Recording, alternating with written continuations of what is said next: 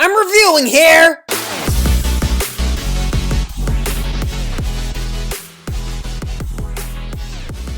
Boppity boo! Hello, everybody. Welcome to another episode of I'm Reviewing Here, a podcast where I, Matthew Bussey, a really weird, annoying lunatic, am going to attempt to go through all of Sight and Sound's greatest movies of all time. Yes, there's a lot. There's a lot of movies. And you know what? I actually have something to say. I think that they could add more movies. There's 264 on their list. Why not 464? Why not 1,000? Because you know why? I can get through all of them in one day. Yes, it's possible. No, it's not. Anywho, that made no sense. But do I ever make sense? I am just so happy to be doing this. I'm in a really good mood. And I think, this is only episode 2 and I already have the hang of it. I already feel like a natural podcaster. I got my microphone. I have headphones, but I actually left the jack or cord, audio cord, whatever it's called, at my apartment, and I'm not in my apartment this week, so oops. But, no biggie. I don't think I've caught any ambient noise, no cars going by, or, bangs or anything like that, so, we should all be good. I mean, I don't really have, a schedule yet for when I'm recording these episodes. I mean, I have no schedule at all. I'm recording this episode on President's Day. Yeah, huge holiday.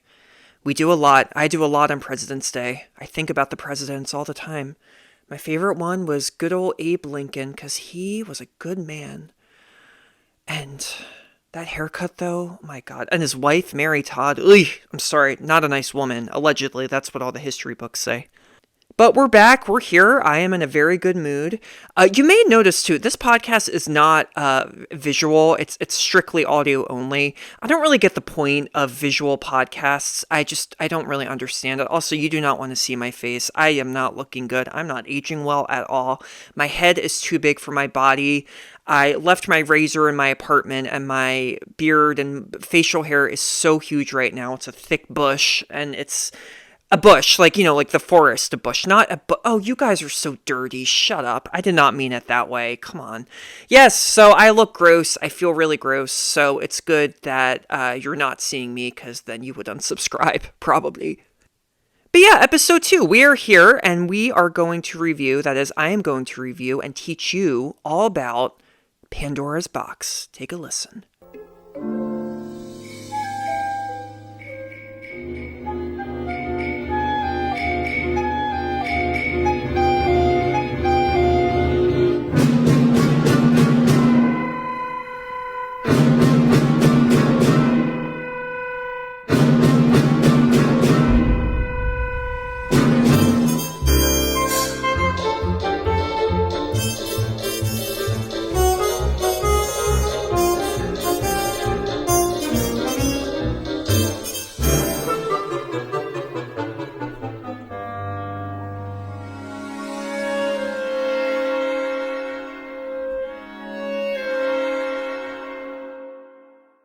There were a lot of great lines in that trailer, right?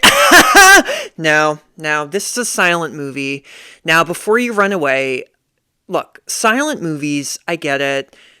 They're very different, and if you're not into movies at all, you might be like, why in God's name would I subject myself to watching a movie with no dialogue? Well, listen here. Silent movies are what birthed cinema. And so you should give them a little bit of respect, okay? Honestly, it's like respecting your grandparents. How did you get here? Your mom and dad. How did they get here? Their parents. Who are their parents? Your grandparents. Duh. See? It all connects. Silent films, though, look, I am there with you. See, I used to actually be afraid of silent movies as a kid. I know, I have a lot of weird fears. Pee Wee Herman and now silent films. Well, I'm over my fear of silent films. But I remember as a kid, my grandfather, he got us VHS tapes of some of Charlie Chaplin's movies, and we kept them in a cabinet. And I remember one of the movies, I think it must have been Modern Times or The Gold Rush, but one of them, on the side of the VHS was that little image of Charlie Chaplin looking all perky with that little mustache and that little expression he does. And I would get so scared, I would have to run by and slam that cabinet door shut. I didn't like it. I didn't like silent movies. I used to get creeped out by them. If they were ever on TV, I'd be like, oh, turn it away. But then, I went to college and I attended film classes, obviously, and I had to start watching these, and they're amazing. They really are. Well, a lot of them are. The first one I ever had to watch was The Birth of a Nation, which is the most racist movie of all time and is not on this list, thank God, because I do not want to watch that.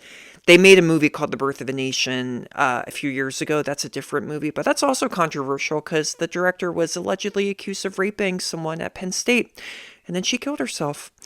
Yeah, Birth of a Nation. That title itself is just cursed. No one ever call your movie The Birth of a Nation, but the original Birth of a Nation is truly the most racist movie of all time. The KKK is, they're the heroes of the movie. Say no more.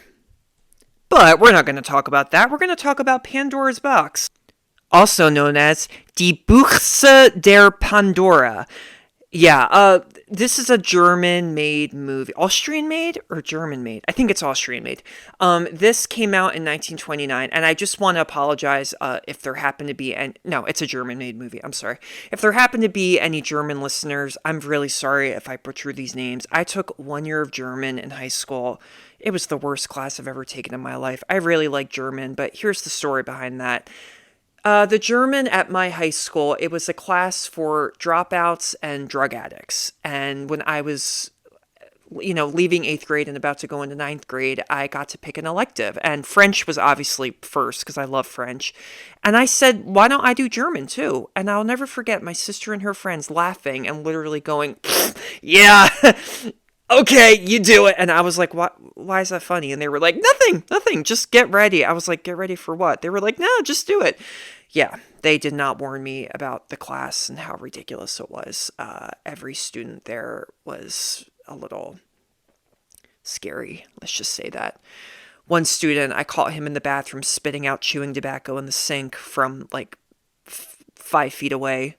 I don't know why he did that. I also caught him in class taking a razor out of his German book. What was the razor for? I have no idea. But oh, the God, ugh. Yeah, and just a lot was awful about it. And I barely remember any German words. I mean, my teacher too. You want to know what one of our assignments was? Pick a German word. That was the assignment. Pick a German word. I'm not kidding. That was the assignment. Pick a German word, go up in front of the class, say the name of your word, and then sit down, and that's it. Yeah, ridiculous, huh? But the German language is great. I do remember a few words. I remember Krankenschwester is the nurse, like to go to the nurse in school. French students is Französischstunden. Yeah, it's a good language. I feel like it gets a bad rep. Bad rap? Bad rep? I can never know which one it is. But anyway, we don't even have to worry about that because Pandora's Box is a silent movie and it's all just actors and really good, orchestral music and a lot of facial expressions. And there's a really wild story in this movie. I was pleasantly surprised by Pandora's Box. And it stuck with me all night. I watched it yesterday and I'm still thinking about it. I had never heard of it. I'd heard of the director. His name is Georg Wilhelm Pabst, and or G.W. Pabst. He did a lot of movies during the Weimar Republic in Germany. This one I'd never heard of though. And I said this about the last episode. This is a movie that I think was way ahead of its time. I'm probably going to use that phrase a lot in this podcast, so do forgive me, but I can see why critics all these years later are really, applauding this film. It's a good movie. It's just a really good movie. It's got a good story. The story, I had no idea where it was going, and it's a film I think that's really good because there's no one way to describe it. I mean, I guess I would call it overall a melodrama. But, there's kind of like a thriller aspect in it, and a bit of like a sexy erotic aspect in it as well. And it sticks with you. It really, really does. And it's based on 2 plays. They basically combine 2 plays by this playwright named Frank Wedekind. I think that's how you say it. Do you pronounce the W's in German? I forget. But it was 2 of his plays, Pandora's Box and this other play called Erdgeist. And yeah, this movie came out. It actually was a little controversial when it came out, which I'll get into. But how do I describe Pandora's Box? Well, you know what? Let me first start with an inspiring but scary quote. Once upon a time, the Greek gods created a woman, Pandora. She was beautiful, enticing, versed in the art of flattery, but the gods also gave her a box containing all the evils in the world. ... Yes. Now, the main central character in this movie, her name is not Pandora, but her name is Lulu. Lulu is not a hooker. She's not a whore or whatever you want to call her. She's just a little indifferent about things, but I think she means well overall. I've read some descriptions of this movie, and I feel like they paint her out to be kind of like a bad character. On IMDb, they call her an insouciant character. I forget what that word means, but it's not good. Lulu's interesting. She's not a prostitute or anything, but she's a little promiscuous. She's free-spirited. She's got a strong sense of self. She's beautiful. She smiles a lot. And, she just wants to have a good time. She really wants to be a showgirl. But, the movie starts off and she is in a bit of a bad situation. She's sleeping with an engaged man, and his name is Dr. Schön, Schon, and the O has the two eyeballs at the top, so I think it's pronounced Schön. Dr. Schön is an older newspaper editor. He's engaged to be married to this woman who is the daughter of the Minister of the Interior, and, they secretly meet up and have sex. And he comes to her one day early on in the movie and says, I can't do this anymore. I'm going to get married. And she seems a little bit like, yeah, sure, like that'll happen. She doesn't really believe in him. And that's what I like about Lulu. I think Lulu, she's not a dumb girl. I think that she gets into situations that she shouldn't be in, but there's no harm with that most of the time, I guess. But, things do get a little bad in Pandora's Box, hence why the movie is called Pandora's Box. I mean, the movie essentially is just about Lulu and how her actions kind of spiral a lot of things out of control with all the other characters. We see her and her relationships with these other men in the movie. There's a man named, and he has a crazy name, Shigok. Shigok, which we later find out is her father. And he knows her. They all get along. And, her best friend is this young man named Alwa. Alwa? Oh, Jesus Christ. I'm so sorry, you guys. He is the son of Dr. Schön, and he kind of knows that Lulu is screwing his dad, which he doesn't really seem to like, because I think he also kind of likes Lulu, so he doesn't want to, make it any more awkward than it already is. But things get rough when she gets to act in the show, and Dr. Schön is there, and he, they end up in the storage room, and he gets really aggressive, and he starts to assault her, and is like squeezing her arms and trying to, kiss her, and it's an intense scene. It's a very toxic scene. I mean, with the taste of your lips, I'm on a ride. You're toxic. I'm slipping under. With the taste of a poison paradise, I'm addicted to you. Am I right? Yeah, it's true. This is a toxic relationship. I also kind of chuckled at this scene because, this is assault that we're seeing on screen, but the music choice is like, do, do, do, do, do, do. It's like happy, joyful music, which I didn't really understand. But anyway, the Dr. Schön gets it here, though, because Lulu is badass, and she kind of tricks him into kissing her. And right when she does that, guess who opens up the door? Alwa and Charlotte, his fiance. She sees them, and Lulu gives this like really good smile that's kind of like, I got you, you moron. Don't cheat on your fiance. And, she leaves them. Charlotte leaves them. And Dr. Schön is such a loser in this movie. The character, he basically is like, well, I got to get married now. So, Lulu, I don't really like you. You just ruined my life. But I got to get married. So why don't we do it? Yeah, that makes sense, Dr. Schön. Let me first just interject by saying that Lulu is played by an American actress. She was played by an American actress named Louise Brooks. She's not German. She was born in Kansas. She actually didn't do a lot of movies. The role of Lulu originally was for Marlene Dietrich, who also was kind of an unknown at the time, when they were about to film this movie. And Louise Brooks is just amazing in this. She's so beautiful. I think she gives Lulu a strong sense of self, and she's gorgeous. I even read on trivia that, her hairdo in it is actually known as the Lulu, which I didn't know was a thing. Did you guys know that was a thing? Oh, I'm getting my hair done. I'm getting the Lulu. I don't know. But yeah, that's cool. Another fun bit of trivia was that the actor who played Dr. Shun actually did not really like Louise Brooks. He thought that she was undertrained and not well cast, and so there's a lot of like art imitating life in this movie. Anyway, so Lulu and Dr. Shun are engaged now to be married.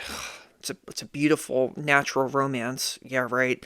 They're at their wedding reception, and Lulu is just being her usual flamboyant self, and she ends up in a room with Shiko, and they're kind of just like playing around, and she's just smiling and being Lulu, and Dr. Shun walks in, and he is pissed off. He has had enough with his fiance's, inappropriate, as he believes, ways, and he gets a gun out and he actually tries to shoot them. That's where she confesses that Shikok is her father. Now, cut to the next scene. Shun is just a real loser. He has the gun and he says this to Lulu. He says, "Kill yourself so that you don't drive me to murder you instead."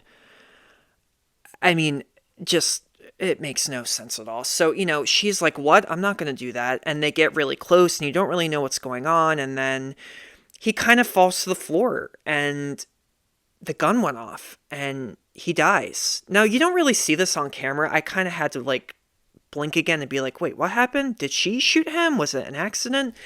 It's not really explained. I think that the general, truth is that the gun went off and he died. And so now, Lulu is in some deep poop because she already is looked at as like a whore by everyone in town, and now she's accused of murder. So Lulu goes on trial, and she is sentenced to 5 years. And then at the trial, Shiko turn on the fire alarm, and they help her escape. It's amazing. It's a miracle. I don't know how it happened, but it happened. She goes back to Alwa, Dr. Shun's son, and he is kind of naive, and he's just like, oh, okay, I actually, what you did was wrong. You killed my dad, but I do have a crush on you, so let's just run away and get married. And yeah, so they do that. They run away. They go to the countryside, and the story goes a lot of different ways. I mean, I've already talked a lot about it, but she meets some interesting characters. She meets another guy who's also a real pig. She also meets, there's an interesting character in the movie named Countess Augusta Geschwitz. She was played by this actress named Alice Roberts, and Augusta is a lesbian. Yeah. Can you believe it? 1929 silent movie, and there's an actual gay character. Now, Augusta, this is not stated in the movie, of course, that she's gay, but it's very much implied. She really cares about Lulu. She's very attracted to her. She helps Lulu, hide after, she escapes from the courtroom. Alice Roberts didn't actually know that she was playing a lesbian until they started filming the movie, which is a little awkward, I guess. And I don't think Alice Roberts ever liked the movie because of that. But, that's just another daring thing about Pandora's Box. I mean, again, look at that. I think that's so brave to do that. The end of this movie is wild, and I mean all caps wild. Lulu ends up in London, and guess who she meets? Jack the frickin' Ripper. Yeah, I'm telling the truth. So Jack the Ripper, he's played by this actor named Gustav Diesel, and Louise Brooks actually had a crush on him when they were filming this. She confessed that. So he is coming to kill her. He sees her on the street, but he is so enamored by her beauty. And, G.W. Pabst, the director, he does the scene so well where he does all these close-ups on Lulu's face and how beautiful she is. And you can just see in Jack the Ripper's eyes, he's like, I can't do it. I can't murder you like I murdered all the other women, or actually he would say that in a British accent, but I'm not going to do that. But he can't do it. And he kind of, puts his weapon away, and she brings him inside. But then eventually the true side of Jack the Ripper comes out and he murders her. And then it ends with a weird shot of her father. It's during Christmas time, and her father is at a store eating a Christmas pudding, a Christmas cake or something, but there's like a tree in it. I kid you not, like a tree growing on top of it.